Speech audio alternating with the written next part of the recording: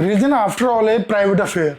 It should not have any place in politics. Is there anything completely opposite to democracy? It is theocracy.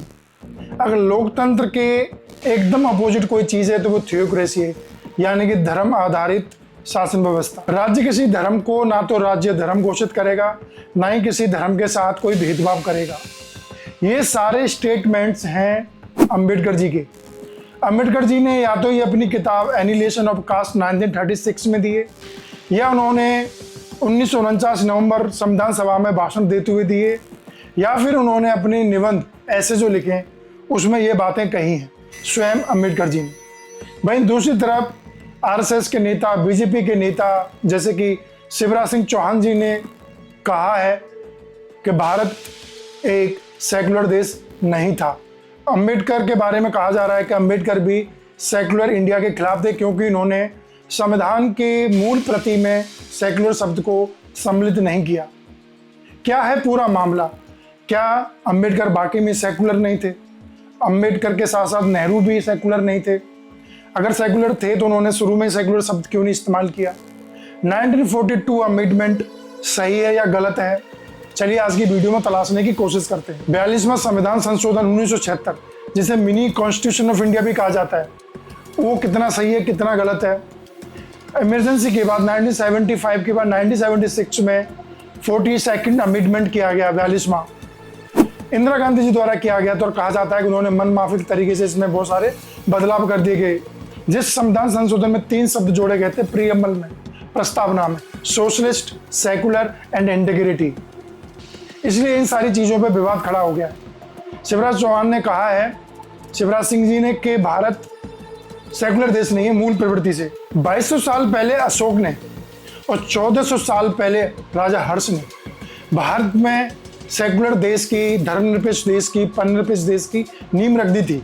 उनके राज्य में, उनके शासन में किसी भी व्यक्ति को बिना धर्म के आधार पर नागरिकता मिल जाती थी। हमारे एंशियंट टाइम्स में, हमारे प्राचीन भारत में भी हर व्यक्ति को नागरिकता मिल जाती थी।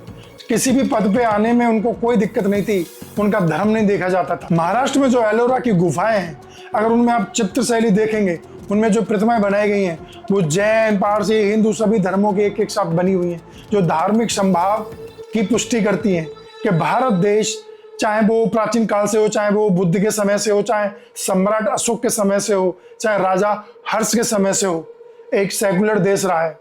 फिर एक किस आधार पे कहते हैं कि भारत एक सेकुलर देश नहीं था?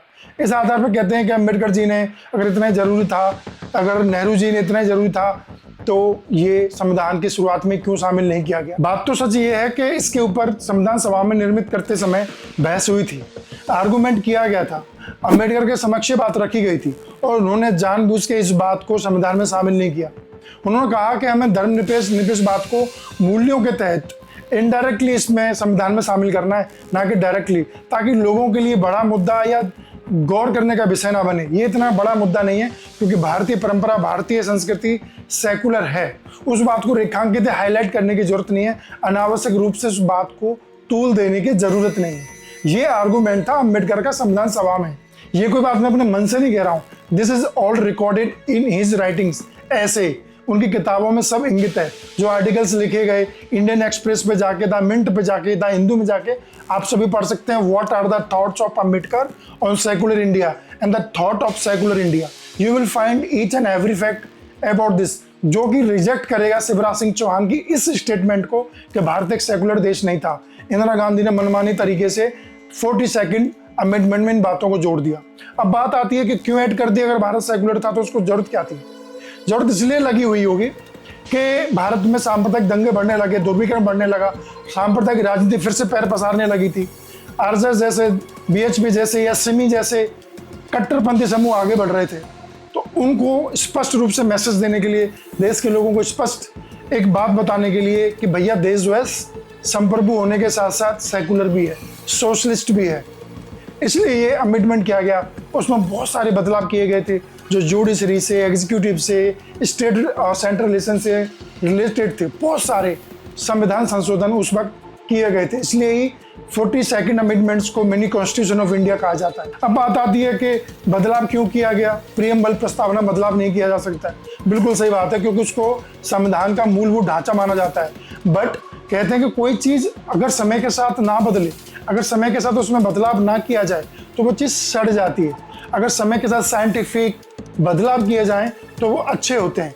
And 42nd amendment was like that, and that was the need of time. इसलिए संविधान संशोधन किए गए और इसलिए ही आज देश में 100 से अधिक संविधान संशोधन किए जा चुके हैं। एक बात सिर्फ अकेले 42 में संविधान संशोधन की नहीं है। समय समय पर जो चीजें समय के साथ बदलाव आता है, मूल्य बदलते हैं, संस्कृति बदलती है, कानून बदलते हैं, वातावरण बदलता है और उनके हिसाब से नए कानून लाए जाते हैं।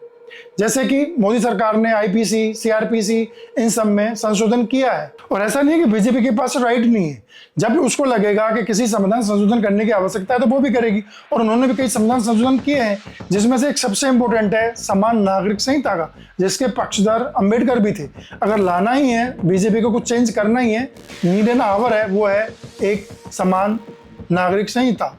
एक सबको समान नागरिकता संहिता दी जाए जो हिंदू, मुस्लिम, सिख, ईसाई सबके लिए एक जैसी हो, किसी के लिए भी अलग से ना हो, उसका सब स्वागत करेंगे। बट ये कहना कि भारत एक सेकुलर देश नहीं था, एकदम झूठ है। ये कहना कि अम्बेडकर सेकुलरिज्म के खिलाफ थे, एकदम से झूठ है। उनकी राइटिंग्स में आपको बहुत सारे प्रमाण मिल जाएंगे।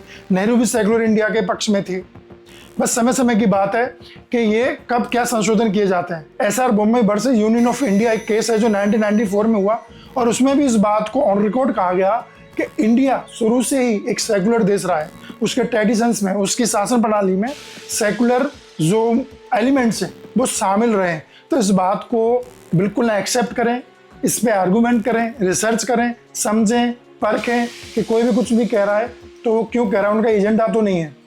अगर कावड़ियों पे पुष्प वर्षा की जाती है और नमाजियों को जेल में डाला जाता है, so it is against the constitution, it is against the secular infrastructure. ये संवैधानिक ढांचे के खिलाफ की भावना है। अगर आपको पुष्प वर्षा करनी है तो दोनों पे कीजिए। अगर आपको दोनों रोकी हो तो कावड़िया यात्रा को भी रोको, सड़क पे नमाज को भी रोको। अगर लाउड स्पीकर आपको नमाज करते हुए मस्जिद में रोकना है तो मंदिर पे भी रोको, तब जाके आप सेकुलर स्टेट बन पाएंगे। सम्राट अशोक ने अपने एक स्तंभ पर लिखवाया था कि किसी भी एक धर्म को ऑनर, सम्मान देना और किसी दूसरे धर्म को, सेक्ट को नीचे गिराना राज्य का धर्म नहीं होता है। और अम्बेडकर भी यही कहते थे कि किसी भी एक धर्म को, राज्य को ग्लोरीफाई नहीं करना चाहिए और किसी दूसरे धर्म को डिफेम नहीं करना चाहिए, कोई भी धर्म हो। और वही असल राज्य है, सेकुलर स्टेट है। एंड मैं भी मानता हूँ कि इंडिया अपने कल्चर, अपने स्टेट हुड से एक सेकुलर नेशन रहा है from the beginning, ancient time से, क्योंकि भारतीय संस्कृति सबको गले लगाने वाली रही है। और इस कारण हम लुटे भी हैं। अंग्रेजों ने शासन किया, मुगलों ने शासन किया, इस कारण हम लुटे भी हैं, लेकिन हम फलीभूत होना बंद नहीं किए। हम आगे बढ़ रहे हैं, उत्तरोत्तर हम आगे जा रहे हैं और 21वीं सदी हमारी बनती जा रही है। कोई भी शासन करे, बीजेपी करे, कांग्रेस करे या कल को कोई और तीसरी पार्टी आ जाए, वो सब देश को आगे बढ़ाएंगे। सबका देश को आगे बढ़ाने में योगदान है, हमारा भी और आपका भी। जय हिंद, नमस्कार।